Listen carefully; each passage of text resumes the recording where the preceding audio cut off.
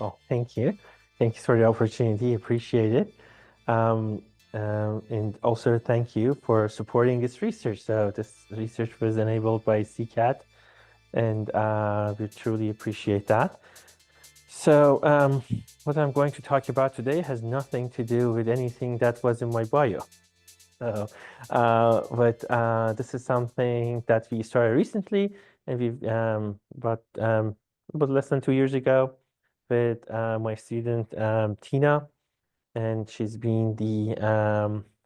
essentially she's been the engine behind developing all this research. So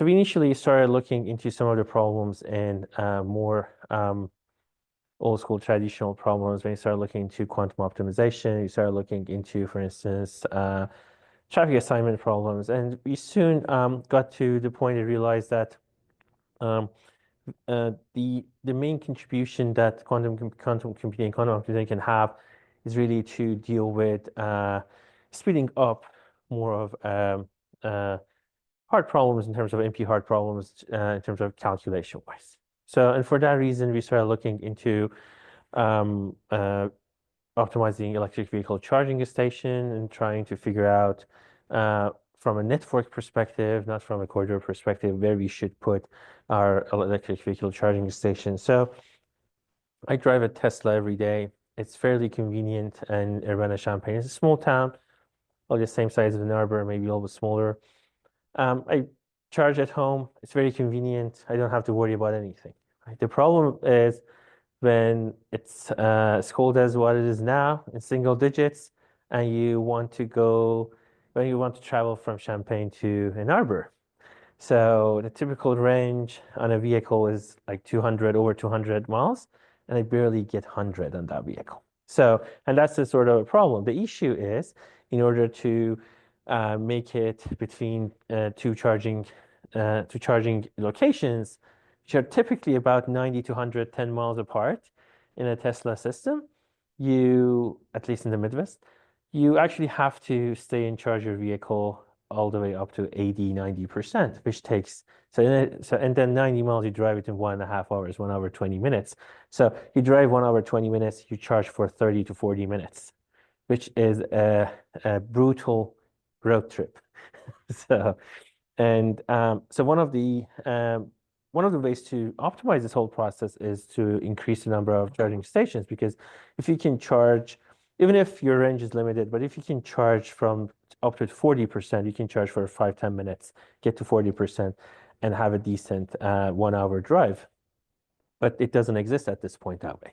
So as part of this research, we wanted to look into, okay, what would be the optimal charging station allocation, considering all these factors. Okay, so we couldn't capture all of these factors. It's complex for quantum optimization, but we were able to capture some of them, and that's what I want to talk about. So typically, finding an EV charging station location in a network is considered an NP hard problem.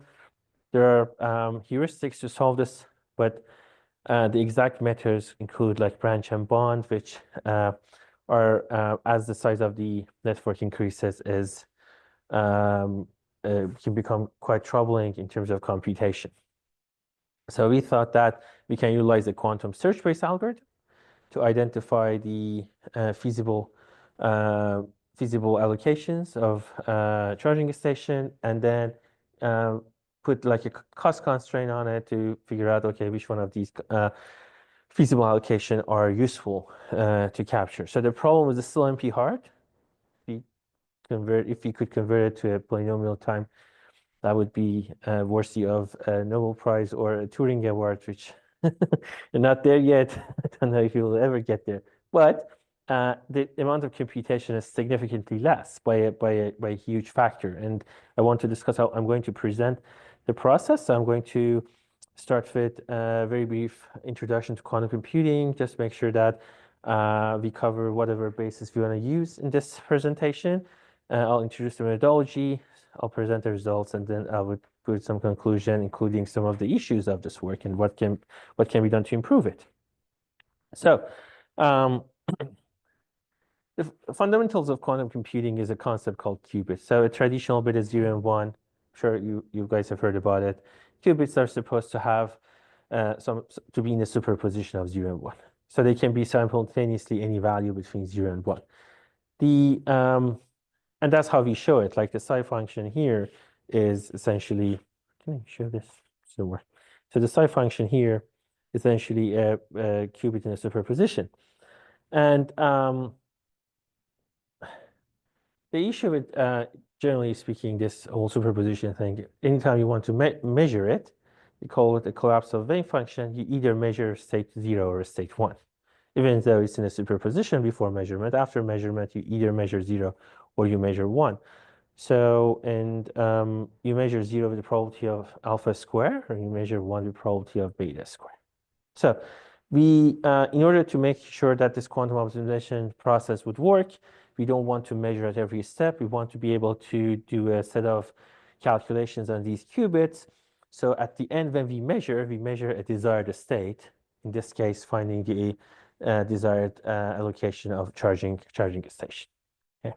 So to implement that, okay, there are multiple types of quantum computers. So the most two of them are probably the most famous one. One of them is D-Wave. I'm not sure if you heard about them. It's a company out of Canada, and like they call it adiabatic-based quantum computing. I don't exactly know how they work, but a lot of physicists don't even consider them a quantum computing hardware. So the more famous ones are gate-based systems, which there are multiple variations of it. We particularly use IBM quantum computing here, which has some similarities with the other gate-based system, but again, they are not identical to each other. So if you can't take this exactly and go put it on a Google system. It needs to be modified a little bit at least. So, but overall, from the concept perspective, there are multiple kind of like gates in this quantum computing systems. We're going to use only 3 of them, so I'm going to introduce only those. First one is a NOT gate, just like a classical NOT gate. If you have a classical NOT gate, if you have a bit 0, it turns it into 1. Here, if you have a state 0, it turns it into state 1. Okay. Just to note, state 1 and state 0, we can look at it as these are essentially vectors. So 0 could be a vector of 0, 1, and a state 1 could be a vector of 1 and 0. Okay. So it will just flip them. The other one is called Hadamard gate. Hadamard gate is a very useful gate. If you have a single qubit, it puts it in an equal superposition of the 2 states. So if you have state 0 and run it through Hadamard gate, it puts it in the superposition of 0 and 1 in a way that is equal, because if you measure it with 1/2 chance you get 0, and with 1/2 chance you get 1.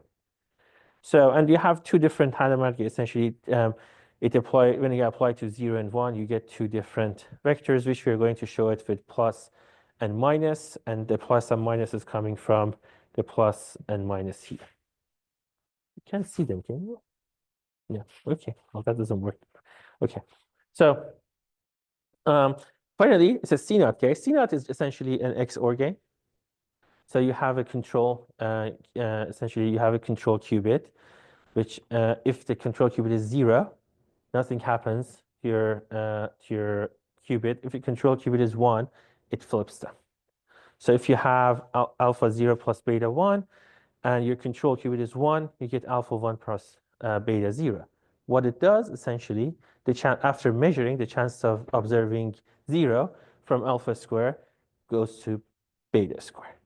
So essentially switches them, right? So if you have alpha close to 0 and beta close to 1, and you want to make sure that next time you measure the system, you want to measure state 0, you just put it through an XOR gate, and now the chance of observing essentially 0 will be beta square instead of alpha square. So you increase the chance of observing this. So these are the basics. So how do we use them? So one of the interesting use cases of this is entanglement.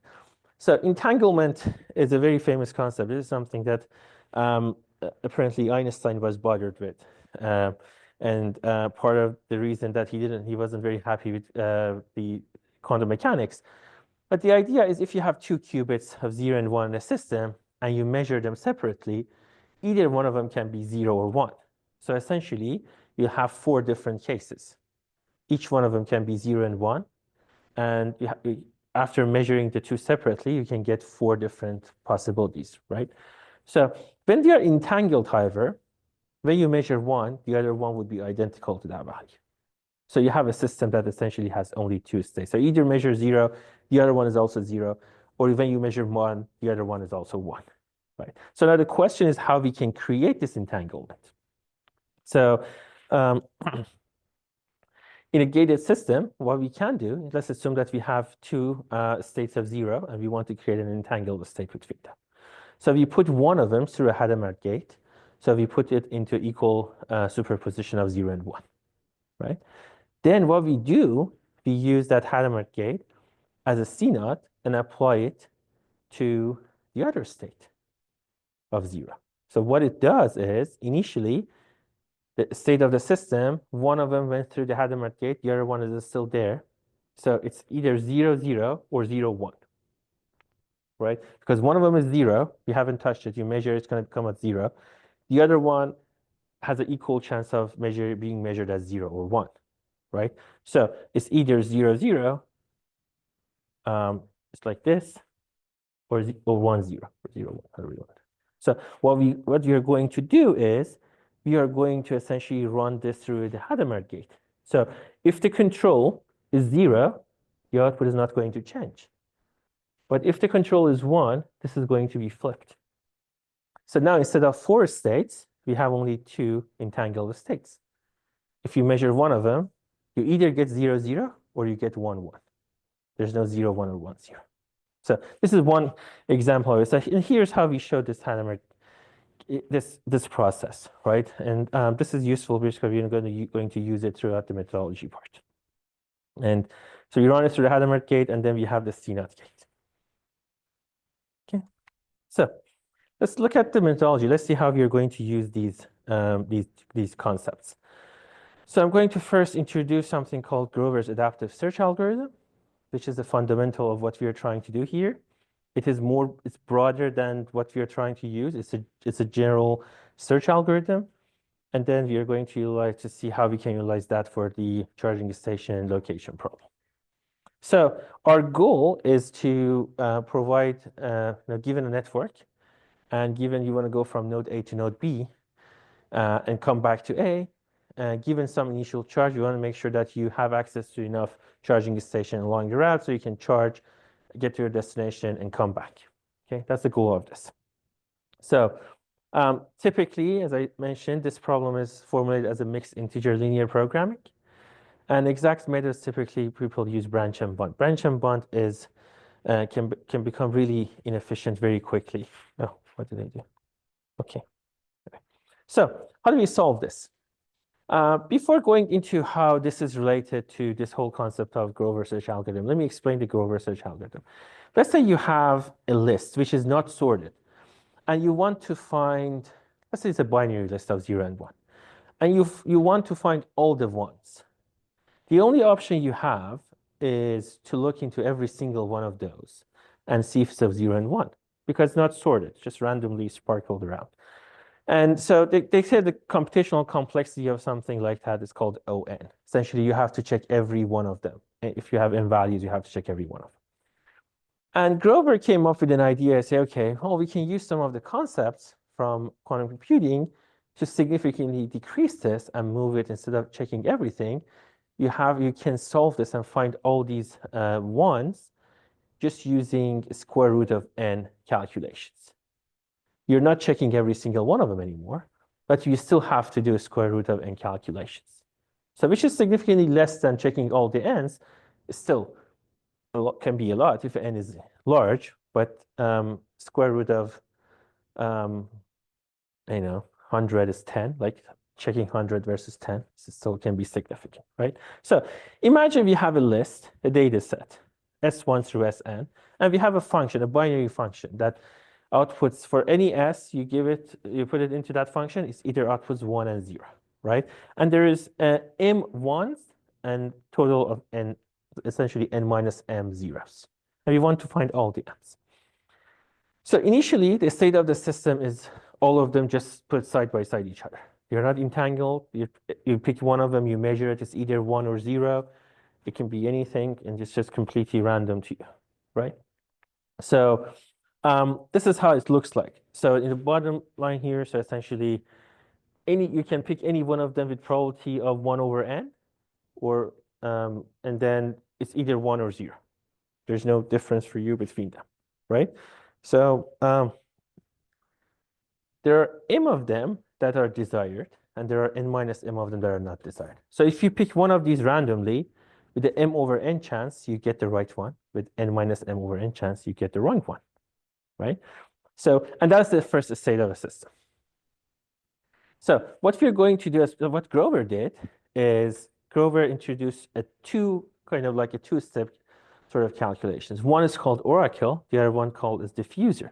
So what does Oracle do? Oracle is very simple. It just multiplies each state by -1 to the power of FSI.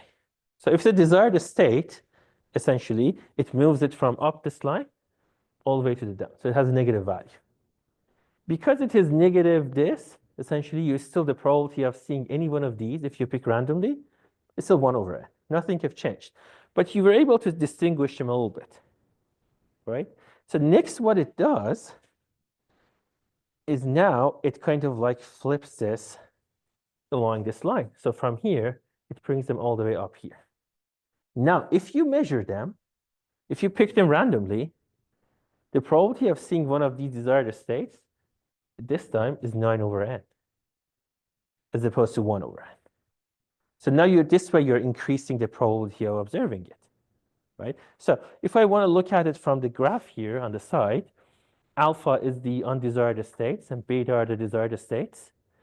And this is just my vector psi that I'm showing, right? So what we want to do, we want to move this essentially higher and higher, closer to beta. That way, if you measure, the chance of observing a desired state is going to be higher, right? So, and if you're lucky, I'll tell you when we can technically be lucky, the chance of observing the desired state would be 1 or very close to 1, and undesired state would be close to 0 or 0. Okay, so in order to achieve this, you can't just do it one time. You have to do it multiple times. So that's just what this k is in this equation. So the optimal k value is the square root of n over m. If this number is integer, then we are lucky because we can get almost perfect. If this number is not integer, we essentially have to calculate the floor for it, because if we calculate the ceiling, it now goes to the other side of this and just actually gets a little bit worse. So we can't always get perfect, but we can increase the chance of observing a desired state by a margin. So this is the concept behind Grover's search algorithm. There's a concept called Grover's adaptive search algorithm, which essentially what tells us is you have a const function t for each state. And not only you want to find feasible state or desired state that are 1, let's say there's another cost function associated with every single one of them. And you want to find the one that gives you the minimum cost, which is the minimum cost of installing charging stations, right? So, and what this function does essentially, it runs through a loop. It runs the Grover, finds all the feasible solutions, calculate the cost for them, and then identifies the upper bound for the cost, rerun the algorithm again until it gets to some point that, okay, say, okay, this is the minimum cost I can find. It's a fairly straightforward process to do it. The good thing about this is someone came up with an upper bound for a number of calculations to achieve it. So we don't have to guess it. We can actually follow the actual number and be able to achieve like the minimum cost that we want. So now what we want to do, we want to apply this to our charging station. So our idea is there's some sets of feasible options. We want to find the one with the lowest cost. So we're going to use this algorithm to run for it. So our input is a set of origin destinations. This is the graph for Central Illinois. Cities like, I think Champaign is denote C. So our objective is to minimize the total number of charging stations we want. So you can assign a cost to each function. It makes it a little bit more complex than this. Assumption here in all the results I'm going to present is the cost is the same for any of these charging stations, which is not really practical from a sense, but there's a way to modify that, but we haven't done it yet. And then the constraint is the EVs should be able to finish the trip within some constraint. So they have a range R, which we decided to pick it to be 100 kilometer, mainly because our experience with cold weather. So, and then we assume that every EV is going to start with 50% of a charge. Also, based on experience, when you heat up the car, it loses quite a bit of charge in the morning. So you want to be a little bit more reasonable that way. Okay. So, and our objective is to find the two functions f, and f is essentially the Grover algorithm, and t is our cost function. So we want to find these functions, implement them in a gated-based system, and then we just run it and we get the results. Okay, fairly straightforward. In order to explain how this process would work, I'm going to start with a corridor. Corridor is not an NP-hard problem, at least not for the formulation we are presenting. This is a straightforward one. You can manually solve this problem. There's not many options there, and most of them are not really meaningful, but it's a good explanation, good network for an explanation. Q underscore X is either 1 or 0. 1 means there's a charging station at node X, and 0 means there's nothing. So for any node X, we defined an accessible set, A of X. Accessible set is given that you're in that node and you have charge in that node, how far you can travel. So for node A, let's say your range is 100 kilometer. Node A, only B is the accessible set, because 40 plus 70 is 110, more than the charge. And you won't make it to C. So for the origin, if you're using 50 kilometer as a half charge, you can reach both nodes A and node B. So that's what we call accessible set for every node. And we assumed road trip because all these vehicles, for some reason, assume road trip, like round trip, to go and come back to the origin. So we assume that you have to be with at least half a charge in your destination, so that you can come back to it. Same process. Okay, so let's see how this a feasible solution would look like in this process. So we wrote it from destination all the way to origin. This is completely practical purposes because of the way IBM works. No good reason for that. So I don't know who decided that at IBM. But anyway, so we assume that we want charging station in origin and destination. Just the assumption we have. And then for the other nodes A, B, C, and D, they can have a charging station in any one of them. So a node, essentially a solution, is feasible if there's no isolated node. Let's give an example. Let's say there is a charging station in node A, but there's no charging station in node B. So you charge in node A, but you can't charge in node B, so you cannot reach node C. So that is an infeasible solution. So we want to find a way to find these as infeasible. These are our zeros, and find the ones that are feasible, that are ones, right? We want to essentially root these out so we can identify them. Okay. So this is the initial state of the system. What we do is, for origin and destination, they're both essentially 1. We run them through a NOT gate, turn them into 0.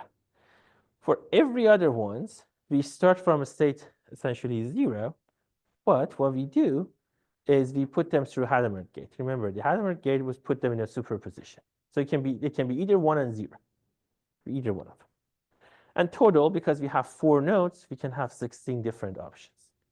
So you can technically check 16 different options by hand, but we want to find a way to do it more systematically and then apply it to the network. So our first part of this circuit design is to identify feasible solutions. Here's how it works. So we have a combination. This is that unfeasible combination that we talked about, that one of the nodes is essentially doesn't have node B. There's no charging station in node B, so it's an infeasible solution. So the input to this gate is essentially is origin, node A, B, C, D, and destination. So, and this is what the alternative is essentially. Charging station in origin in A, nothing in B, there's in C, D, and destination. We run it through a NOT gate. And so what it does is essentially changes the zeros to 1 and 1s to 0, right? So from there, we have an XOR gate. But this time, instead of 1 control qubit, we have 2 control qubits. It's the same process, doesn't matter, you can have any control qubits. The only time that something changes is if all these control qubits are all 1. Otherwise, this 0 will stay 0. In this case, one of them is 0, one of them is 1. So this one is essentially will convert, stay 0, and the other ones have a NOT gate, so we convert it back to this. So how did we, well, and this essentially tells us that this is an infeasible solution, right? Because this essentially got flagged as infeasible because just it goes 0 and it stays 0, right? And 0 means that's something that we don't want. So, but how did we got this? This comes from that accessible set. So the accessible set for node A only includes node B. There's no C, D, or destination, right? So we can expand this. I'll come back to this. We can expand this to other ones. So for instance, for node C, like the accessible set could be node D as well. Like this is how we are formulating this. So if a solution goes through this whole circuit, eventually, if every single one of these are green or 1, then we say, okay, this is a good solution. So this qubit 0 is going to go in. Everything here is essentially 0. It's going to be 1. Everything here is going to be converted back to 1. So that's a good solution. Otherwise, if one of them is different, then it won't work. If one of them is essentially starting, if everything is 0, it works. If one of them is 1, then it's going to convert here to 0, and then this whole thing, that means that the essentially this won't be converted back. That's how we find out, right? At the end of it, essentially, all that matters is if this 0 and 1 is going to be we're going to get all zeros or not, okay? And finally, these are called ancillary qubits, qubits that we are using to run through the system.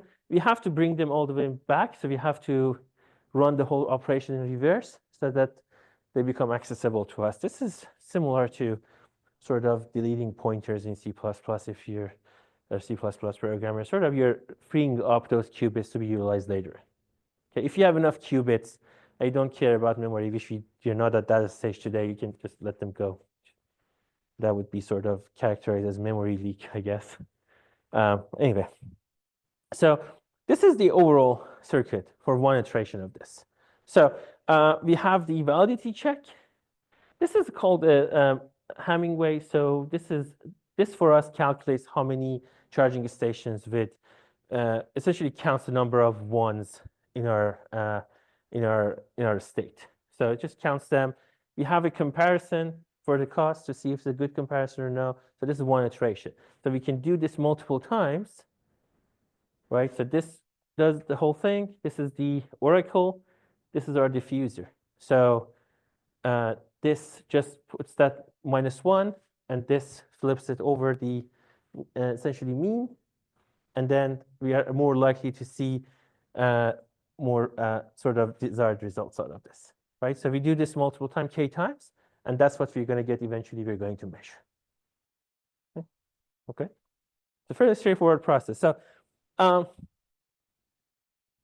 this, we did this again. So this is not an NP hard problem. It's just more of a two-way problem. So one corridor, Champaign to Ann Arbor is two most important cities in the country. So this is one of the options for results, and we have like multiple different possibilities there, right? So, and each one of these possibilities has associated cost function with them, and then you can pick which one is essentially going to be the least cost option.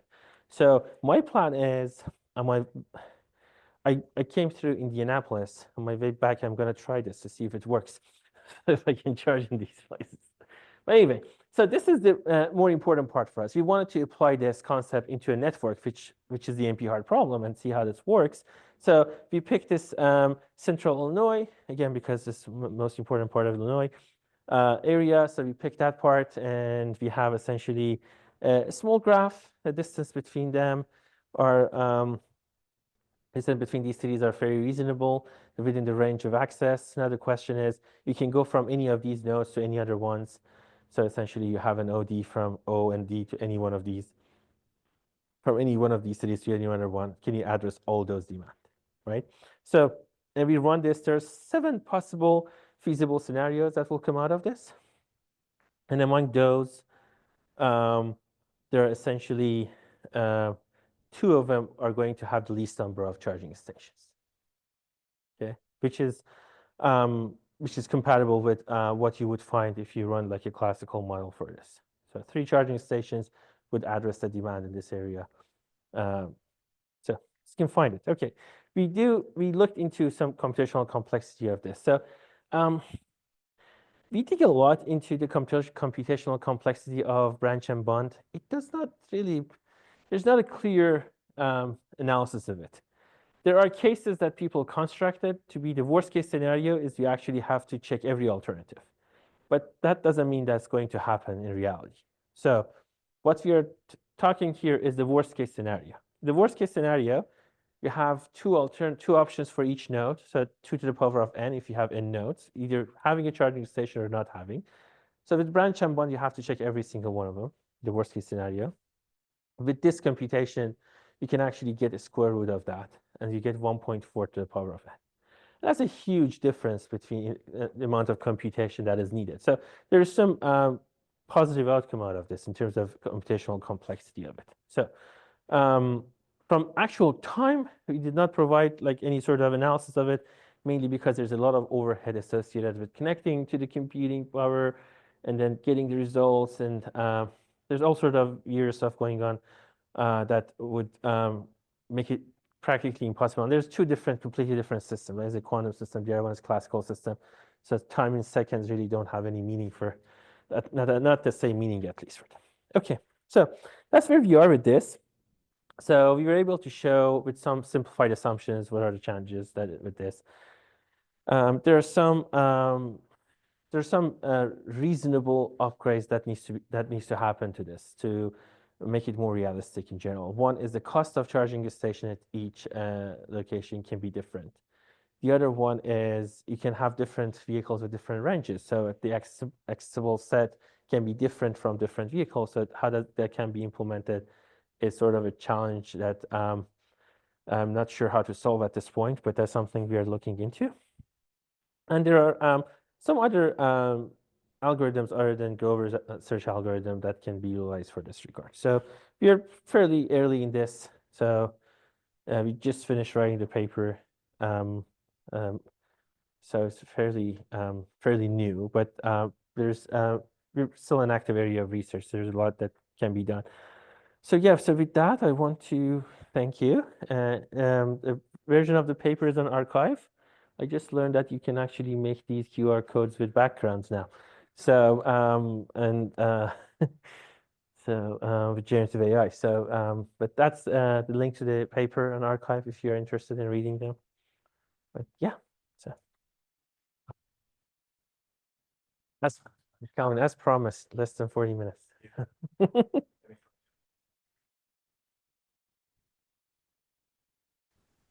Very interesting presentation. So just out of my curiosity, this is my first time I was taught what the quantum computing is.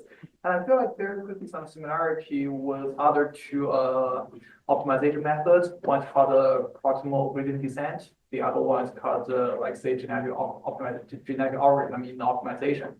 I think the like intuition of the other 2 methods that one that they just search within the because we're now working on like mixture integer programming, and we just use through the proximal gradient descent method, we're trying to soften the whole space into a real space, and every time we protect the space, we'll then do it again and again. I think probably in your case, you are trying to count the probability of assigning 1 or 0 and Right. assign the search place. And the other one, the other method is called the genetic algorithm. So that's kind of like you can have some feasible solution and that mutate that to like duplicate the results and keep searching with through a simulation strategy. So I'm curious, well, like intuitively, why this quantum? I believe the quantum computing must be the most powerful method, but I'm just curious about why it's awful from the other. Okay, well, I don't know about if this is the most proper method or not, right? This is something that we have to explore really at this point. There's no clear answer to which problems are better suited to be solved by a quantum computer versus a classical computer. So, and every effort that has been produced before, mostly by Google people, someone that they claim that, okay, they reached some sort of a, what is it called? A leap in the process of calculating. Someone with a classical computing background came up and produced a new algorithm that would show that, no, it can be done in reasonable amount of time, even in classical. So we don't know what problem is well suited for this. But from the comparison between like what you mentioned, like more of a genetic algorithm or one, conceptually, I would like to agree with you that they are searching the state space essentially for both of them, right? So it's just the matter of searching is different. So here we do not provide any sort of underlying assumptions in terms of how to get from one good answer to the next one. All we want to do is we want to find the good answer, right? So there's no mechanism to say, okay, now I found these in this step. I'm going to use these to get to the next step to get the better answer, like genetic algorithm. Here, you find an answer now. All you want to do is to make sure that the probability of measuring that good state increases the next time, right? So that's the only difference between them. But they're both searching the entire state space pretty much. Like they're both a search problem in some sense, like so.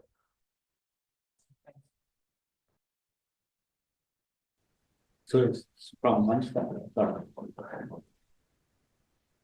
I guess just follow up that question that it's searching from one step to the next step.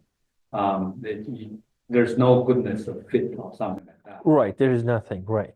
So all you're hoping to achieve with this is if you pick one solution by random, you want that to have a higher probability of being the one that you like to see. So there's no goodness of it to measure, okay, now this is good or this is bad. So all you're trying to do is, okay, I'm going to measure this, and now I have the chance of seeing something good is close to 1. So whatever I choose is going to be good, at least with some probability. You still have a chance of measuring something bad. But with genetic algorithm, you're hoping that you kind of like have a progress towards achieving something nice eventually. Right. Okay, but then from one step to the next, what's the guidance, the guiding principle? Oh, the guiding principle is just that rotation along, essentially flip along the mean. So you're just trying to make sure that the probability of measuring is increasing for a desired state. That's all it is, right? So, and then you can calculate based on N and M, you can calculate how many steps you want. So it's not just it's not unlike like genetic algorithm that you have to have some sort of a goodness of fit for a stopping criteria or something. This, you already know how many steps you have to run it to get to a desired level. So you just have to run it multiple times, the k times, which someone already calculated what's the optimal k value for a particular problem.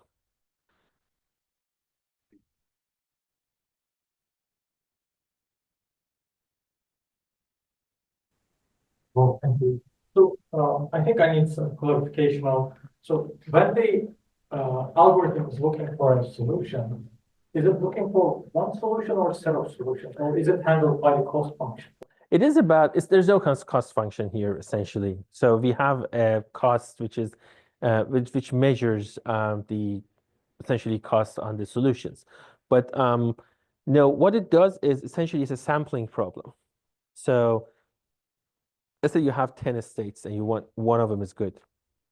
So you can't just rely on sampling once. So this is one thing I didn't discuss in terms of actual time to get one of these graphs. If I can go back here, how do I go back? Like this graph here. So these are sampling cases. So you don't sample once, you sample like 1,000 times from that data. So and the chances of seeing something good is going to be, if it's higher, that means that you will observe that more times, right? The ideal situation would be after doing this meaningful number of times, this would go into pretty much like 1 over whatever that is, the n, and then these will go all the way to 0. So that is the ideal situation. So let's assume that we found a solution there, right? And we install a charger there. Right. Do we need to reformulate the problem? Because now the node structure has changed, right? Right. So Or this looks can at the we- whole problem. This is not a greedy search. So it looks at the whole problem like holistically. Look at the entire thing and say, okay, these 4 nodes can have a charging station, and these 3 nodes can have a charging station. So this has 3, this has 4, so I don't like the 4, I like the 3. So that's all it is doing. So it's not a greedy search. It's okay, I put this here, perfect. Now let me look at the rest of the system. How does that work out, right?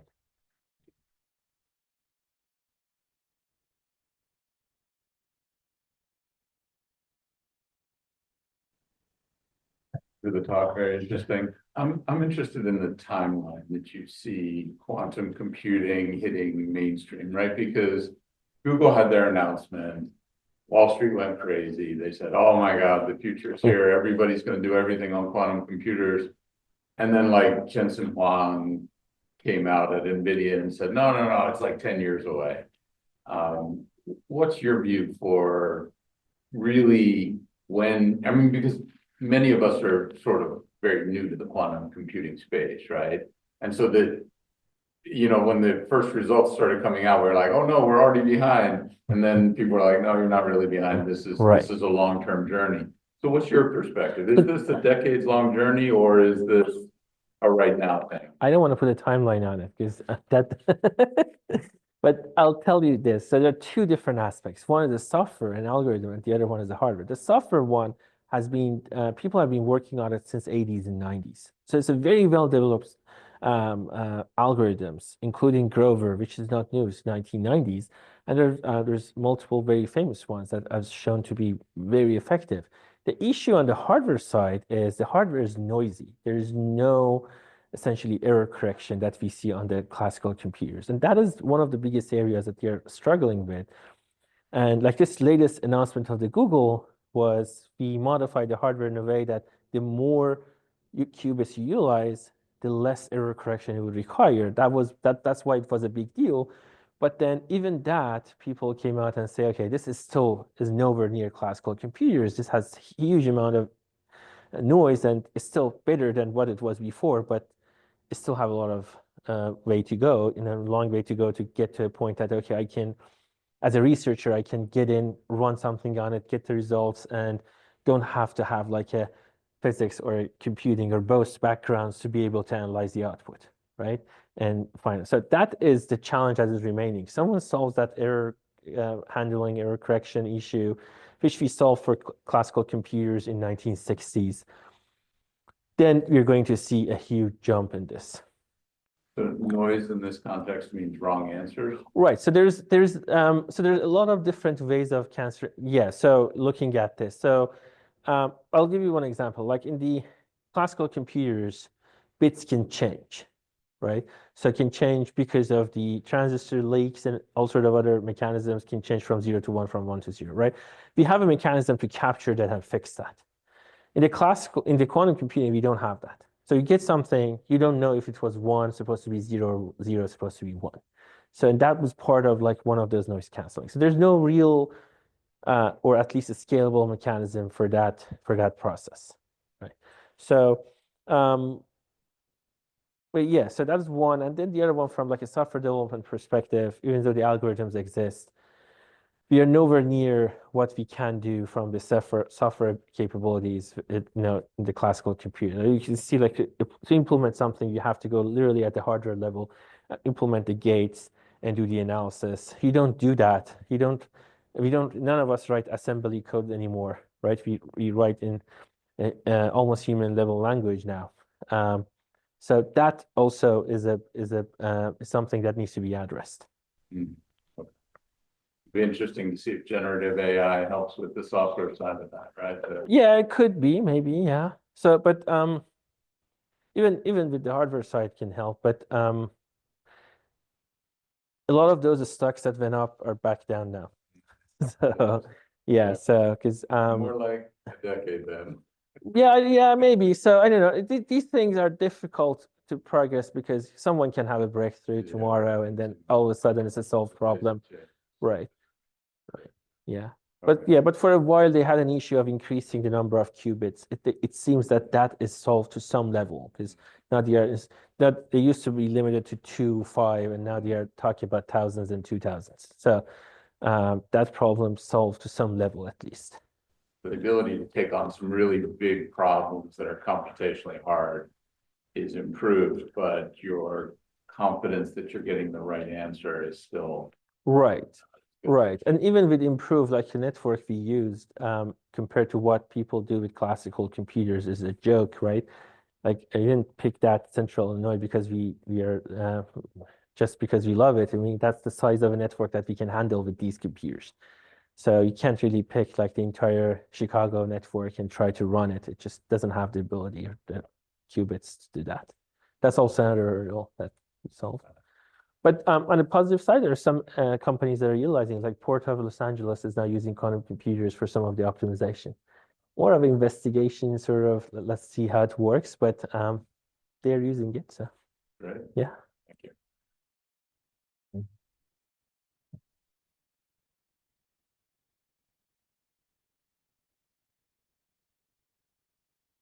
I mean, you see the error generated, it's because the sampling process. No, it's not a sampling process. It's actually the hardware issue. Okay. So I don't know enough to comment on that really. But this is like at a hardware level, they have issue with maintaining qubits, states, and measuring, and so they have a lot of issues at that level. I don't know enough to really comment on it. So